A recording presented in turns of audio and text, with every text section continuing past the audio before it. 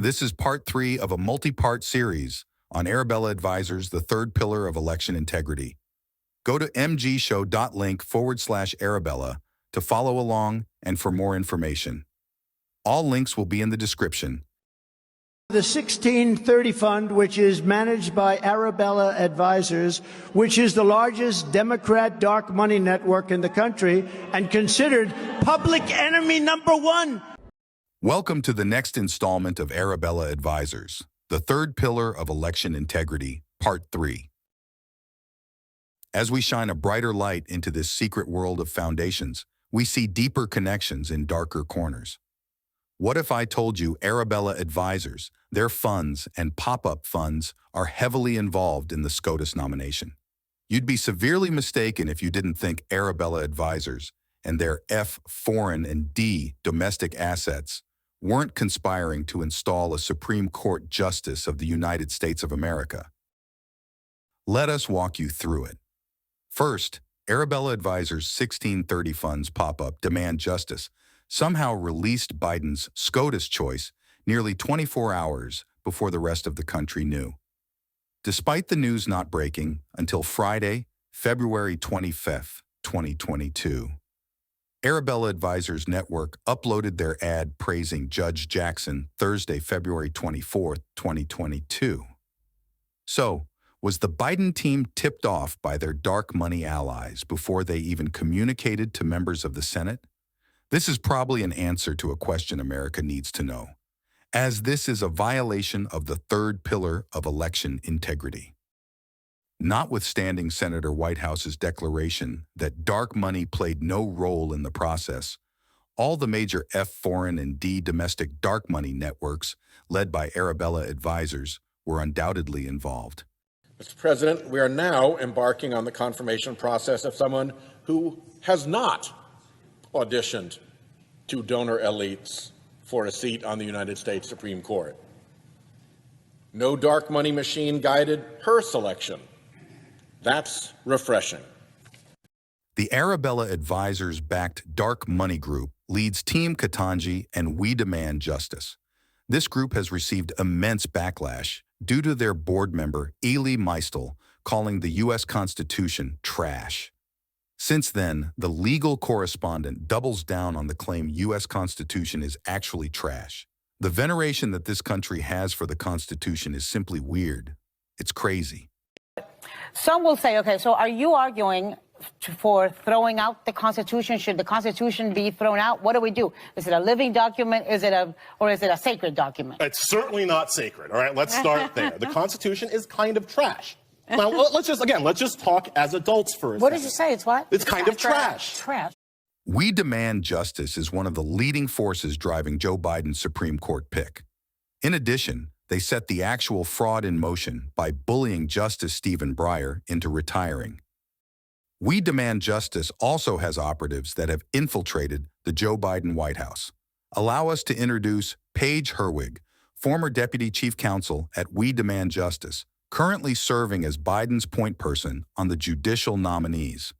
Essentially, what this means is F foreign and D domestic dark money networks, led by Arabella Advisors, bullied Breyer into retiring.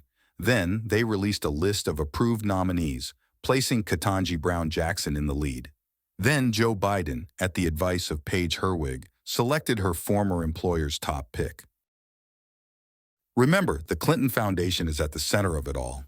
We Demand Justice has been a partner on Hillary Rodham Clinton's website, onwardtogether.org. On February 26, 2022, Jim Jordan came out on Fox and Friends and was asked about the Supreme Court nominee and said that Ketanji Brown Jackson was being pushed by this dark money group called Arabella Advisory, and brought up Mark Elias, who is Arabella Advisors' lawyer, and mentioned in Trump's lawsuit and the Durham investigation. I've nominated Judge Ketanji Brown Jackson at Supreme Court. Your reaction? Well, I think it's another left-wing pick. You know, it's interesting that Arabella Advisory Group, this left-wing group, was the one behind pushing her. It's also interesting that group, their key lawyer who they pay all kinds of money to is Mark Elias, the same Mark Elias who was in the Durham filing, who was helping this whole process of framing President Trump. So I hope so. Yeah. So she's pretty radical, and I do think the fundamental issue is where you are on parental rights. I mean, if you're right on school choice, if you're right on moms and dads having that should have the say-so, not government, when it comes to their well-being of their children, if you're right on that issue, I think you're right on most other things. And I think she's wrong on parental rights, which, you know, she's wrong on Second Amendment, First Amendment, and a whole bunch of other issues as well. So pretty radical choice. Let's see what happens in the Senate. Believe it or not, Lindsey Graham exposed Arabella's dark money network. We know, Rhino Lindsey. However, a broken clock is right twice a day. For some final context, our Supreme Court has been bought and paid for by the F, foreign and D, domestic dark money networks for years. That is a hard pill to swallow. Judge Jackson, you don't have any judicial philosophy per se. Well, somebody on the left believes you do. Or they wouldn't have spent the money they spent to have you in this chair. So we're going to find out how that statement holds up over time. A viewer's guide to this hearing. She will be asked about her sentencing practices as a district court judge, and she'll have a chance to explain her reasoning, and you can make up for yourself what this means. But it's good to be asked. About her legal views. I'll ask her about the law of armed conflict and her view of the law of armed conflict. The fact that you represent a Gitmo detainees is not a problem with me. Everybody deserves a lawyer. You're doing the country a great service when you defend the most unpopular people. But I do want to know about your amicus briefs after you're no longer a defense counsel weighing into the Supreme Court about how they decide law of war issues. That matters a lot to me. I think it does matter that the groups that came to your aid at the expense of Judge Childs, how did that happen and why were they doing what they were doing? What is it about your nomination that the most liberal people under the umbrella of Arabella threw in their money, their time, their support, and threatened Joe Biden if he picked Judge Childs? I want to know more about that.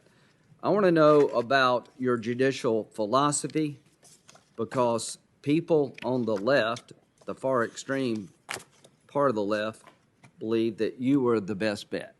And I want to know why they reached that conclusion. Maybe there's no explanation you can give us, but we'll talk about that.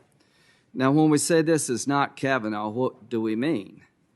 It means that Democratic senators are not going to have their windows busted by groups.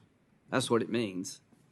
It means that no Republican senator is going to unleash on you an attack about your character when the hearing is virtually over.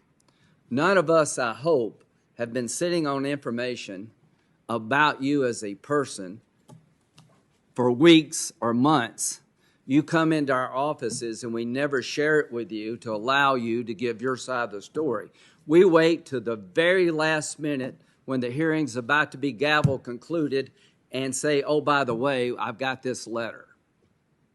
And so happened that every media outlet in the country had the letter too. So the next morning there were headlines all over the country, really, accusing Judge Kavanaugh of being basically Bill Cosby. None of us are going to do that to you. And if any of us does that to you, all hell will break out, and it should. The media will be your biggest cheerleader. They're in your camp. They have every right to pick who they want to pick. There won't be this constant attack on you like Judge Kavanaugh and other conservative judicial appointments. There won't be any questioning of where you go to church, what kind of groups you're in church, how you decide to raise your kids, what you believe in, how you believe in God. Nobody's going to do that to you. And that's a good thing. So you're the beneficiary of a lot. You're the beneficiary of Republican nominees having their life turned upside down. And it didn't work.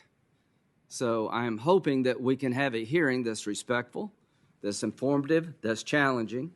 And President Biden has every right to pick who he'd like to pick. That comes with winning the White House. And I've been very inclined to support the picks of people that I would not have chosen. But this is a new game for the Supreme Court. And this game is particularly disturbing to me because there's been a wholesale effort of the left to take down a nominee from my state. and don't like it very much.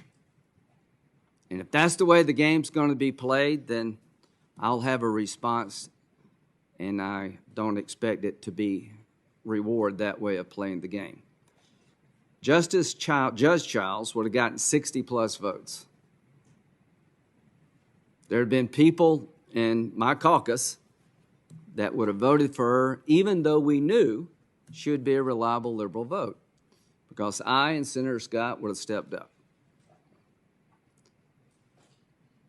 Now we're facing a choice sponsored by the most radical elements of the Democratic Party when it comes to how to be a judge.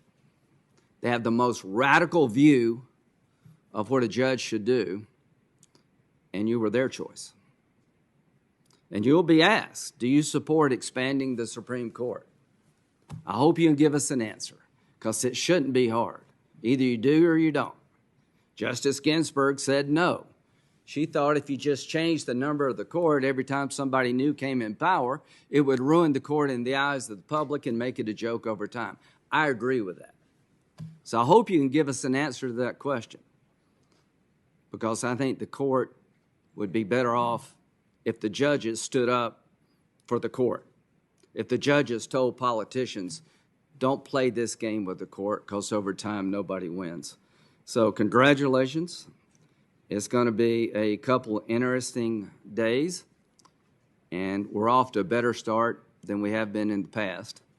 And the one thing I can promise you, you will not be vilified, you will not be attacked for your religious views, you will not be accused of something that you could not defend yourself against until it was too late.